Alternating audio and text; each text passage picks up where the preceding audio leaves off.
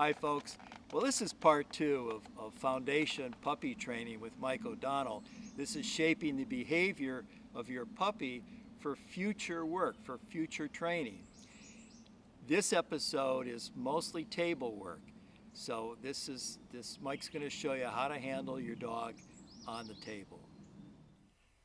Dogs Afield, presented by Native Performance Dog Food, providing performance diets for the canine athlete, and brought to you in part by RST, manufacturers of short chamber low pressure shot shells, Mud River Dog Products, fundamentally changing the expectations of the hunter and dog enthusiast.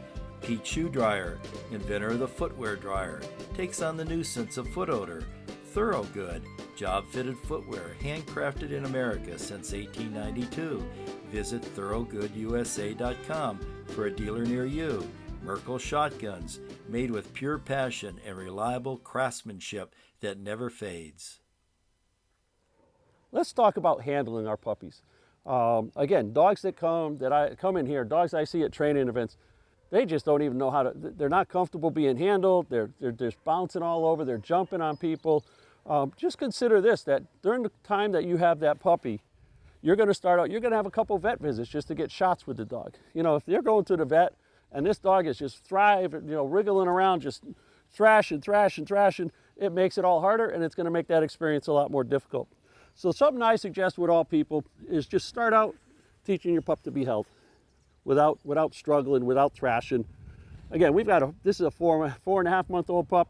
You're going to be starting this with your 8-week-old pup. Hold them firmly, but if they struggle, just hold them firmly. You don't have to yell at them. You don't have, no. This is just, you hold them until they calm down. And then when they calm down, we can set them down on the ground. We can set them down on our table. But I should be able to hold this dog, just stand here. Again, at first, have 2 hands. Be ready. They're going to thrash, but good pup. It's just accept me holding you. This is learning restraint. This is learning a form of restraint. That crate is a different form of restraint, but this is what it's about. Something else I want to do is teach my dog to stand still when I have my hands on him. That means I'm going to take my little puppy, my little 8-week-old, 9-week-old pup. I use the table. I just stand him there. I pick him up. If he were to go to move now, I would simply pick him straight up again.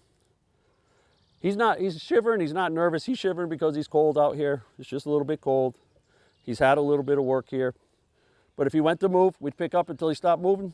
And then when he stands still, I could take a hand away and I could start stroking his body. If I'm on a table, make sure you keep a grip on him so he doesn't end up jumping off the table on you or something. Folks that have a trolley on your table, go ahead and hook them to the trolley, because we want to start teaching the dog to walk up and down the table. But I want this dog to get used to being handled. So I've got him here. I want to start, hey, pet your ears. I want to look at his teeth. So here we go. We're just going to pick up. I'm not going to yell at him. I'm not going to be real forceful with him. He moved, and when he moves, he gets picked up. He loses that footing. We take that footing away. So we'll do the ear again. He wants to put his head down. And I want to just go. I don't have to do a lot. I could start out just doing that much one day. And the next day I can look a little further back in the mouth. After a couple days I can ask to open the mouth, where I can just put my fingers in there and get the mouth open a little bit so I can look at those teeth. What a good boy. What a good pup. So now he's just trying to twist around on me. We're just going to stand him up. What I also want to do at this point is start teaching him to have his feet handled. He's here, he's calm. I want to start here I am. I'm playing. I'm touching the web in between the toes. I'm touching the toes. I'm handling the foot. On a front foot, I like to bring the foot back like this. This is a natural position for a dog. We start doing that. You see what he's doing? He started pulling back from it, because it's a little bit more unnatural for him. When we talk about doing his nails, it'll be the same thing. I want to turn this foot under, and then I can get at that toenail to go ahead and trim it. So I play around with both feet. Get him used to it. He's doing awesome. He's doing great. He wants to twist a little bit. These feet, same thing. I can just turn this back like this. I can bring it up a little bit. He's pushing against me there. He's fighting it against me. So I just want to try and settle him down. And there's some less resistance. But if you do this with your puppy from the time you get him, a friend of mine did this. He went to the vet with his puppy for one of her shots, and the vet asked him what was wrong with the dog. They said, "Why is your dog so calm?" He says, "Because I taught her to stand. I taught her to stand calmly." They couldn't believe it because they're not used to it. So here he is. He's getting a little cranky. I'm not choking him. I'm just using this. This is I've got my fingers on either side of the neck there. He's distracted by something over here. But I want him to just stay in the game with me. Just like this. You haven't heard me raise my voice at the dog. I haven't shaken the dog. I haven't said no. But I do want him to understand my touch, my fingers on him. Young dogs even, I want the dog to understand, if I get a hold of you there, it's okay. I get a hold of you here, it's okay. Don't panic. We get a lot of dogs. You try and get them by the collar to hook them up, and they're in a full-blown panic because they haven't been used to having a hand put on them. But this is what we want to do. So I'm actually going to try and trim a fingernail right now. I'm going to grab my clippers here. A toenail as opposed to a fingernail. So he sees that object back there. He's like, "What the heck is that? I want to get to that." So I've just got to get him to settle down again. We don't have to do all their toenails at one time. You can clip one toenail and do this a couple hours later and trim another toenail. And you don't trim a bunch. You just trim a little bit. So here he's going to start squirming. He's turning towards the noise of the kennel there. So if I turned him around, he'd probably be more agreeable. It's just more awkward for me to try and trim nails. Boom. So he's fussing a little bit. We settle him down. I trimmed off a tiny bit. No big screaming, no big fighting, no big deal. That's it. I want to get him used to having his ears clean. I've got him at this point where he's standing still for me. Just try and set him up again. I've played with his ears. Clean his ears. Again, I'm not going to try and do his whole ear in one shot. I could start out just doing this. Get him used to that. I can go in a little bit more. Clean it out. Go to the other ear. Same thing. Boom, boom, boom. Little bit. I can start teaching him his grooming routine. If I'm going to brush him, which you do want to do with our dogs, he wants to see it. So let's do this. Let's try and make life easier for him. So curious about the object. So that's not going to work. We're just going to get it out of the picture and deny him, say, "Okay, you're just going to hold still here, buddy." But I could start teaching him some grooming. When we take our dogs in the field, what I hope everybody's doing after they've had their dog in the field or after a hunt is they get them up on the tailgate and they give them a check over. They're checking for injuries. They're checking for ticks. They're checking for anything like that. They're grooming them up. Well, if I start this right now, think how easy it'll be as my dog gets older. My dog will hop up on that tailgate and just be as still as can be while I'm doing my grooming. He's fussing. Just same thing. Again, I haven't said a word to the dog. This is just me insisting the dog do a certain type of action for me when I'm doing what I'm doing. That's what it comes down to. This will pay so many dividends for you in terms of having a dog that you can live with, deal with, that you can take to the vet, not have the struggle, that you can travel with, that is comfortable around other people. So that's it. That's it for that part. Okay, so I've got the other pup here. This is Dakota. The other pup I had is Buck. But here's Dakota. He's more of a live wire. So I'm just trying to get him to settle down. He knows I've got treats in my pocket because he's got a nose like all our bird dogs should have. While we're here, let me show you. Here's the collar with the O-ring on it that I talked about. This is a small one. It's not bad. But a lot of the bigger ones, You get a finger in there, and now that dog goes and spins around on you. It's gonna do a job on your finger. So that, I just don't personally like him. But so he's gonna fuss. We're gonna pick him up. So he's really gonna fuss. So this is good. You just get to see a different dog's reaction to it. So I could easily lean into him, and that would help control the situation. I don't want that. I want him to control the situation all on his own. So it's gonna take whatever it takes. He's distracted, he sees something that way, he wants it. He wants to, there. Good boy. So I could just give a quiet praise. Good dog. Our hand on our dog's shoulders like this is about some of the best praise you can give your dog. This to a dog is just a very reassuring feeling. All of us go to the head. They actually get a lot of pleasure just from this when we're working with them. But I can check his ears, go to his ears, look at those teeth, his eyes. So I want to clean his eyes after a hunt. I want to be able to do just that. So here's some fussing. I'm just going to get, so I got my hand here now because I'm just getting a hold of him to get him settled down. I like to come in behind here. But if you want to go like this, go ahead and do that. And just to get him to settle down. Now, something I didn't show on the other pup that we'll show while we're here too. Like I said, I played with his teeth, the other pup. What I want to do with my young dogs here on the table, and just if I'm on the couch with them in the evening, if I'm holding this puppy in the evening on the couch, I want to get them used to having a finger in their mouth. I'm trying to teach them bite inhibition and to accept that, especially those of you that are thinking about doing force retrieving down the road. If I could teach my little puppy to just accept that, so I'm going to hold him here where he's already known he's going to relax a little bit. But I'm just going to get him to relax and accept it, and then I'll take it away.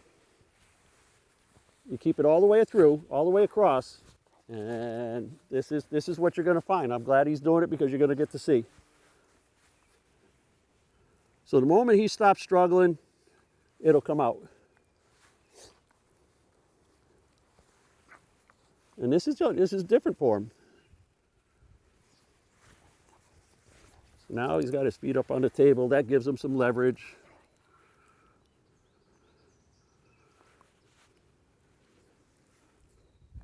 Good, good. He stops struggling, it comes out. You see, he's not heartbroken. He's actually trying to grab my sleeve because he wants to play. He's a very mouthy guy, and that's what's so important with mouthy dogs like this. Is I want them to accept if I've got control of your mouth, you let me have it. Yeah, kisses. So just however way I got to do it, I'm keeping my hand in there. I've got a thumb in there now. Yeah, those teeth are sharp. But I'm not pushing hard. I'm not trying to do anything other than have him accept that there. Because I don't want him to bite at it. Good, good boy. He settled down. Yeah, I don't want, you should, if you're afraid to do this, then I don't understand why you'd be afraid to do it. If we start this with our little puppy, it's just so quick and easy, so quick and easy. They say he hasn't had this, so I haven't done this with this puppy in preparation for this.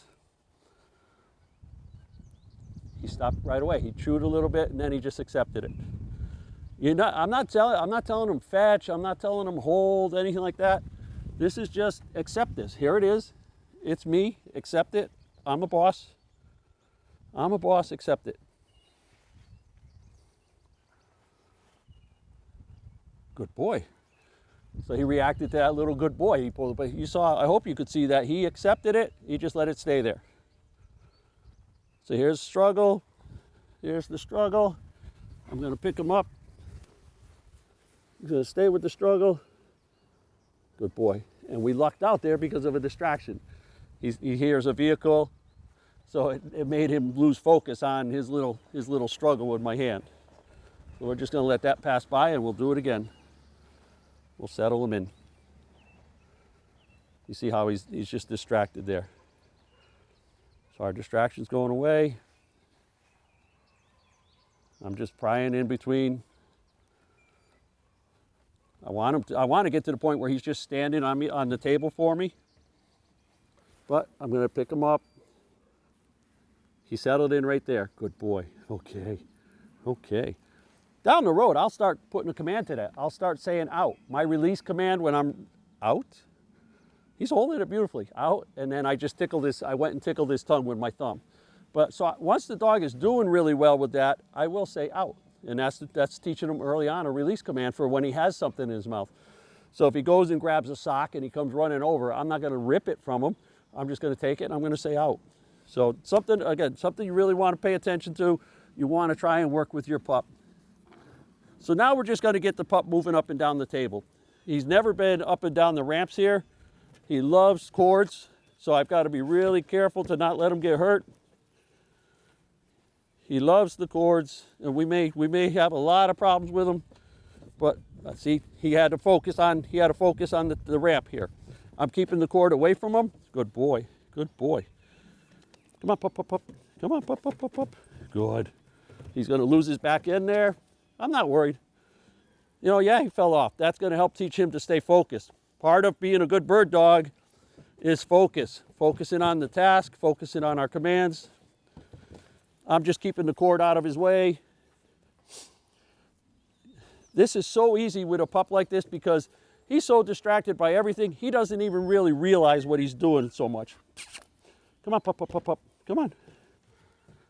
Come on, pup, pup, pup. You're going to get yourself off the table.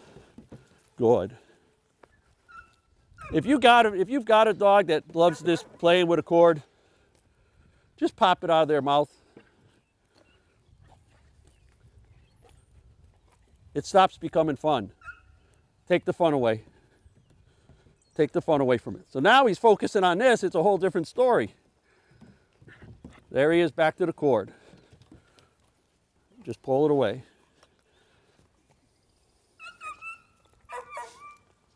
Come on. Come on, pop, pop, pop, pop, pop. Once he's going up and down the table good, for those of you that want to do whoa work on a table, you can start doing your, bring him up on the table, whoa, stop him. I always do a release, so I'd give it okay. Let's go. Good boy. Come on, pop, pop, pop, pop, pop. But I do my retrieve training on a table, so I want my dog comfortable moving up and down the table. You see, we've got to really be careful to make sure he doesn't do anything super stupid to get himself hurt. But that's what it's about. So, problematic with this puppy? Sure, because he's so into this cord. I just keep doing it and doing it. I'm going to do it time and time again until he gives up and starts paying better attention. You know, I could try something different here.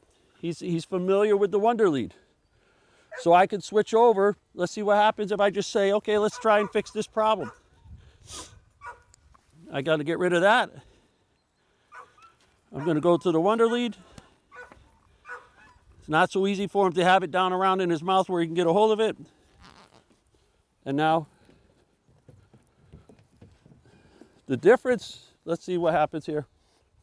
So I got to get him back in the game here. He wants to pick flowers. Atta boy. Atta boy. Good. Come on, pop, pop, pop, pop. No. Come on, pop, pop, pop, pop, pop. Come on. No. Come on. Come on, pop, pop, pop, pop, pop. Atta boy. It's a little different form because I typically always work my dogs on my left side, and I'm on my right side with him for the camera here. So he still wants to play around. We're just going to keep working at it. Good. But the action of the